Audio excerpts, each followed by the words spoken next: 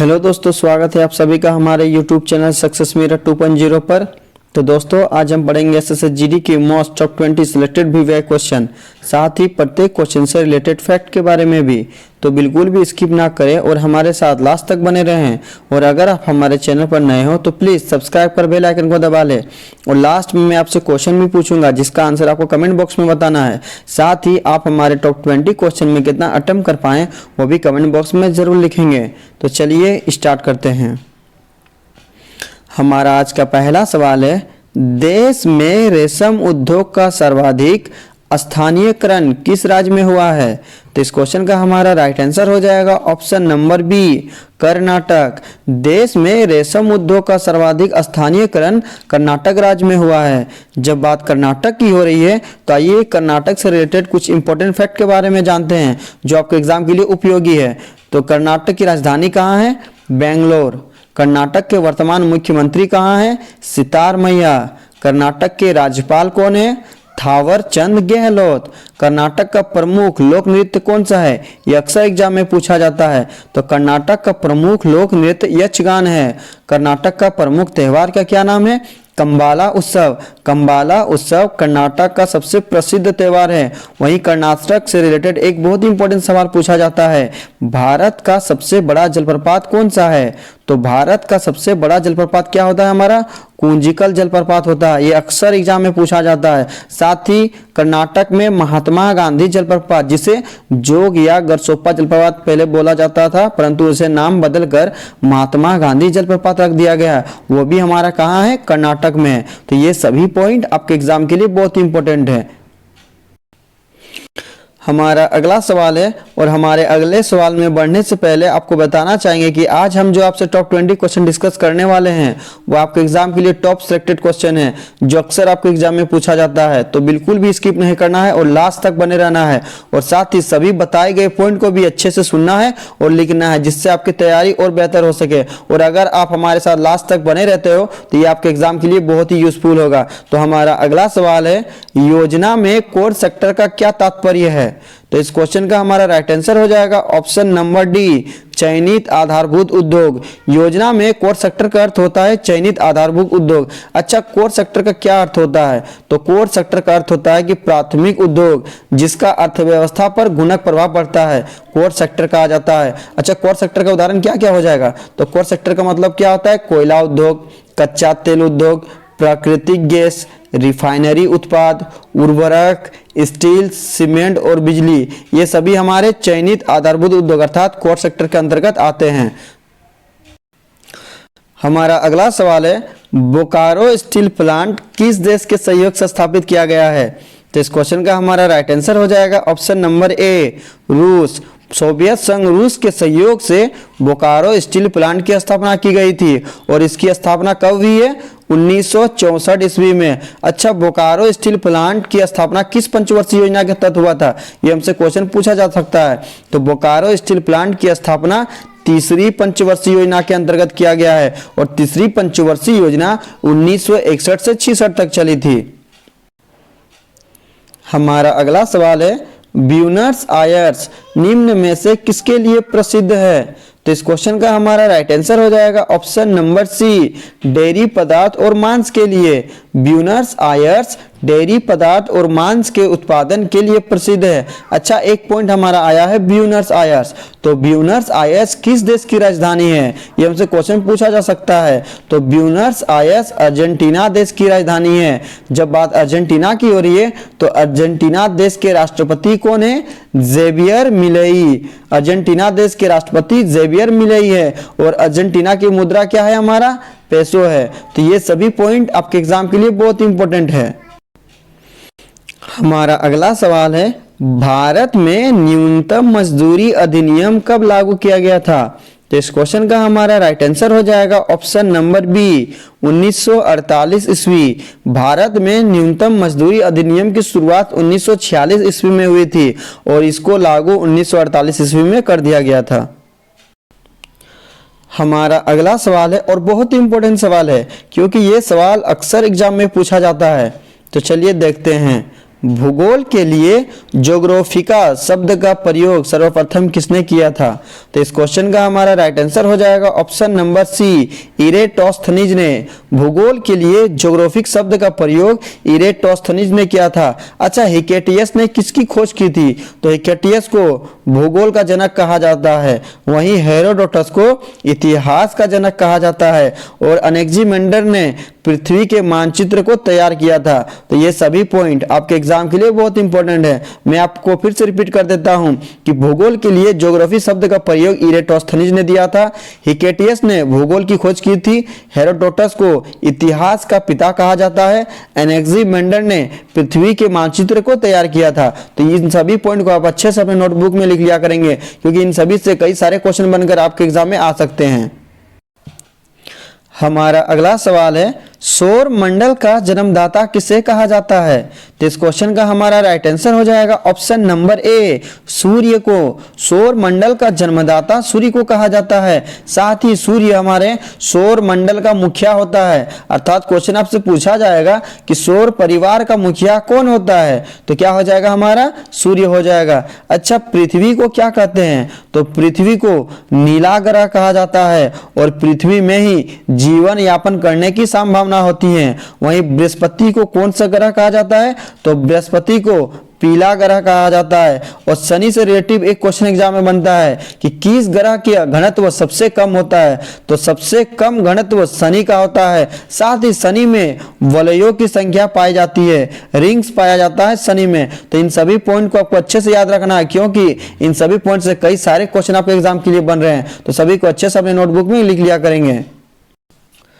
हमारा अगला सवाल है, निम्नलिखित ग्रहों में से किसे सौंदर्य का देवता कहा जाता है? तो इस क्वेश्चन का हमारा राइट आंसर हो जाएगा ऑप्शन नंबर बी, शुक्र, जिसे इंग्लिश में वीनस कहते हैं। शुक्र ग्रह को सौंदर्य का देवता कहा जाता है। जब बात शुक्र की हो रही है तो आइए इनसे रिलेटेड कुछ इंपॉर्टेंट फैक्ट के बारे में जानते हैं। जैसे सबसे चमकीला ग्रह किसे कहा जाता है? शुक्र को कहा जाता है। आपसे क्वेश्चन पूछा जाएगा, भोर का तारा और सांझ का तारा किसे कहा जाता है? शुक्र को कहा जाता है। शुक्र ग्रह विपरीत दिशा में घूर्णन करता है, अर्थात इसकी घूर्णन करने की दिशा पश्चिम से पूरब है। वहीं शुक्र को पृथ्वी का जुड़वा ग्रह और पृथ्वी का बहन भी कहा जाता है। यह भी आपसे क्वेश्चन बनकर आता है परीक्षा में कि किस ग्रह को पृथ्वी का जुड़वा ग्रह या पृथ्वी का बहन कहा जाता है? तो क्या हो जाएगा हमारा? शुक्र ग्रह कहा जाता है। अच्छा, शुक्र ग्रह का कोई भी उपग्रह नहीं है, आपको यह भी याद रखना है।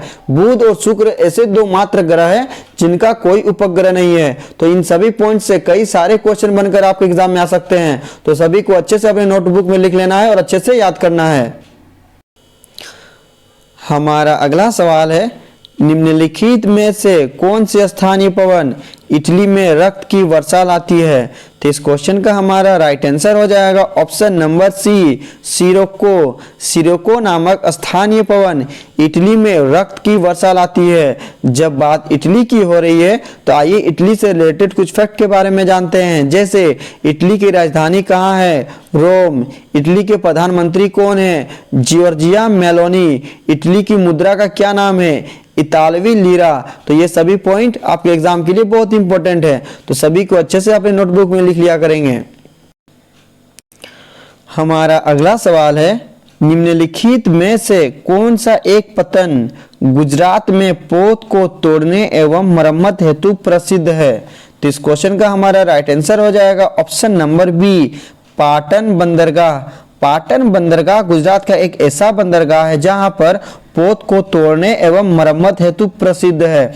जब बात गुजरात की हो रही है तो आइए गुजरात से रिलेटेड कुछ फैक्ट के बारे में जानते हैं। जैसे गुजरात की राजधानी कहाँ है? गांधीनगर। गुजरात के मुख्यमंत्री कौन है? भूपेंद्र भाई पटेल। गुजरात के गवर्नर कौन है? आचार्य देवव्रत। एवं गुजरात का प्रमुख लोक नृत्य कौन सा है? गरबा। अक्सर पूछा जाता है गरबा किस राज्य का लोक नृत्य है? तो क्या हो जाएगा हमारा? गुजरात। एवं गुजरात का प्रमुख त्योहार कौन सा है? नवरात्रि। नवरात्रि का त्योहार गुजरात में बड़े ही धूमधाम से मनाया जाता है और यह गुजरात का सबसे लोकप्रिय एवं प्रसिद्ध त्योहार है। तो इन सभी पॉइंट को अच्छे से अपने नोटबुक में लिख लिया करेंगे। हमारा अगला सवाल है, आकाश के नीलापन का मापन किस भौगोलिक यंत्र द्वारा किया जाता है? तो इस क्वेश्चन का हमारा राइट आंसर हो जाएगा ऑप्शन नंबर ए, साइनोमीटर। साइनोमीटर से आकाश के नीलापन को मापा जाता है। वहीं एक्टिनोमीटर से क्या मापा जाता है? तो एक्टिनोमीटर से विकिरण की ताप शक्ति को मापा जाता है। क्लाइनोमीटर से क्या मापा जाता है? तो क्लाइनोमीटर से गुरुत्व के सापेक्ष किसी वस्तु के झुकाव को मापा जाता है। पायरोमीटर से क्या मापा जाता है?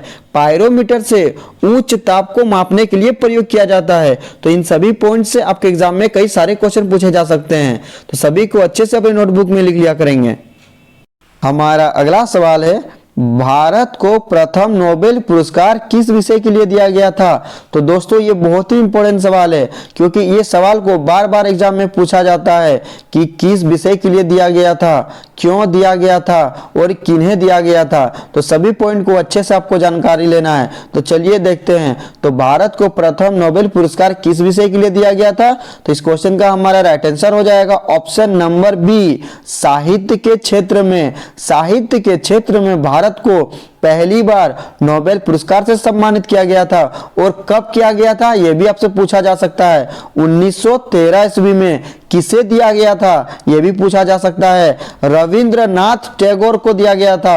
और किस लिए दिया गया था यह भी पूछा जा सकता है। तो उनकी प्रसिद्ध कविता संग्रह गीतांजलि के लिए उन्हें 1913 में साहित्य का नोबेल पुरस्कार से सम्मानित किया गया था। अच्छा, एक पॉइंट हमारा और दिया हुआ है, नोबेल पुरस्कार। तो नोबेल पुरस्कार के संबंधित भी आपको कुछ जानकारी रखनी होगी कि नोबेल पुरस्कार की शुरुआत कब हुई थी? 1901 में हुई थी। नोबेल पुरस्कार कितने क्षेत्रों में दिया जाता है? 6 क्षेत्रों में दिया जाता है। तो दोस्तों ये सभी पॉइंट आपके एग्जाम के लिए बहुत ही इंपॉर्टेंट है, क्योंकि इन सभी पॉइंट से आप देख रहे हैं कि कितने सारे क्वेश्चन बन रहे हैं और कई सारे क्वेश्चन आपसे पूछे भी जा सकते हैं। तो सभी को अच्छे से अपने नोटबुक में लिखना है और उन्हें अच्छे से याद करना है।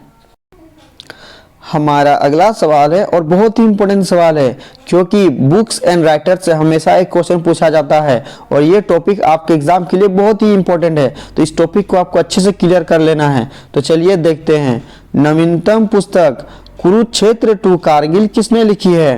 तो इस क्वेश्चन का हमारा राइट आंसर हो जाएगा option number B, Kuldeep Singh. नवीनतम पुस्तक कुरुक्षेत्र टू कारगिल के लेखक कुलदीप सिंह है। हमारा अगला सवाल है, बीएमडी परीक्षण किया जाता है किसकी पहचान करने के लिए? तो इस क्वेश्चन का हमारा राइट आंसर हो जाएगा ऑप्शन नंबर सी, ऑस्टियोपोरोसिस की पहचान करने के लिए। ऑस्टियोपोरोसिस की पहचान करने के लिए बीएमडी का परीक्षण किया जाता है। अच्छा, एड्स की पहचान करने के लिए कौन सा टेस्ट किया जाता है? तो क्या हो जाएगा हमारा एलिसा टेस्ट। अक्सर एग्जाम में पूछा जाता है एलिसा टेस्ट का संबंध किससे है? तो क्या हो जाएगा हमारा एड्स से। अगर आपसे एग्जाम में पूछा जाए टाइफाइड ज्वर की जांच करने के लिए किसका टेस्ट किया जाता है? तो टाइफाइड ज्वर का जांच करने के लिए किसका टेस्ट किया जाता है? तो हमारा क्या हो जाएगा विडाल टेस्ट। अक्सर एग्जाम में पूछा जाता है विडाल टेस्ट का संबंध किससे है? तो क्या हो जाएगा टाइफाइड से। तो इन सभी पॉइंट को आपको अच्छे से अपनी नोटबुक में लिख लेना है, क्योंकि इन सारे पॉइंट से कई बार एग्जाम में क्वेश्चन पूछा गया है और पूछा जा सकता है। हमारा अगला सवाल है, सेरिब्रम किससे संबंधित है? तो इस क्वेश्चन का राइट आंसर हो जाएगा ऑप्शन नंबर सी, मस्तिष्क से। सेरिब्रम का संबंध मस्तिष्क से है। अच्छा, सेरिब्रम से रिलेटेड कई सारे क्वेश्चन आपसे एग्जाम में पूछे जा सकते हैं, जैसे सेरिब्रम मस्तिष्क के किस भाग में पाया जाता है? तो क्या हो जाएगा हमारा अग्र मस्तिष्क में पाया जाता है। सेरिब्रम के प्रमुख कार्य क्या है? अक्सर एग्जाम में ये पूछा जाता है। तो यह मस्तिष्क का सबसे विकसित भाग है, जिसमें बुद्धिमत्ता, स्मृति, इच्छा शक्ति, ऐच्छिक गतियों, ज्ञानवाणी एवं चिंतन का केंद्र है। तो इन सभी से कई सारे क्वेश्चन आपके एग्जाम में घुमा करके क्वेश्चन पूछा जा सकता है। तो सभी को अच्छे से अपने नोटबुक में लिख लेना है। हमारा अगला सवाल है, पुरुषों की नसबंदी को क्या कहा जाता है? तो इस क्वेश्चन का राइट आंसर हो जाएगा ऑप्शन नंबर ए, वैक्सोटोमी। पुरुषों की नसबंदी को वैक्सोटोमी कहा जाता है। अगर आपसे एग्जाम में पूछा जाए स्त्रियों की नसबंदी को क्या कहा जाता है? तो क्या हो जाएगा ट्यूबेक्टोमी। स्त्रियों की नसबंदी को ट्यूबेक्टोमी कहा जाता है और पुरुषों की नसबंदी को वैक्सोटोमी कहा जाता है। तो इन दोनों को ही आपको अच्छे से याद रखना है दोस्तों, क्योंकि इन दोनों से कई बार क्वेश्चन पूछा गया है और आपसे एग्जाम में पूछा जा सकता है। हमारा अगला सवाल है, हाइड्रोजन की खोज किसने की थी?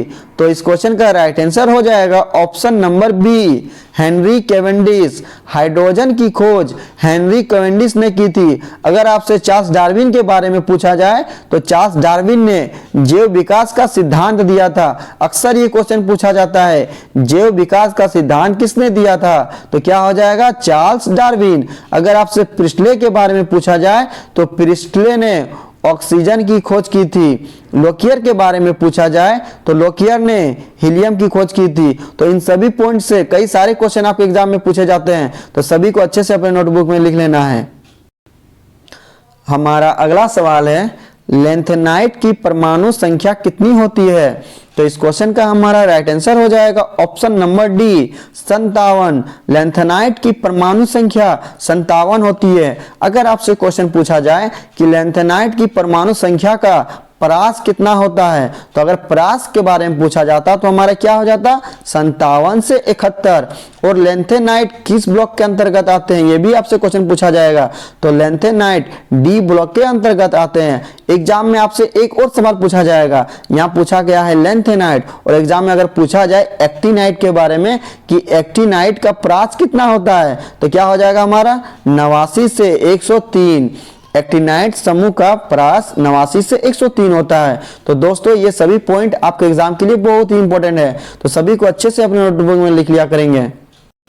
हमारा अगला सवाल है, परमाणु में प्रोटॉन कहाँ पाए जाते हैं? तो इस क्वेश्चन का हमारा राइट आंसर हो जाएगा ऑप्शन नंबर ए, नाभिक के भीतर। नाभिक के भीतर में प्रोटॉन और न्यूट्रॉन दोनों पाए जाते हैं। अच्छा, नाभिक की खोज किसने की थी? ये क्वेश्चन आपसे एग्जाम में पूछा जाएगा।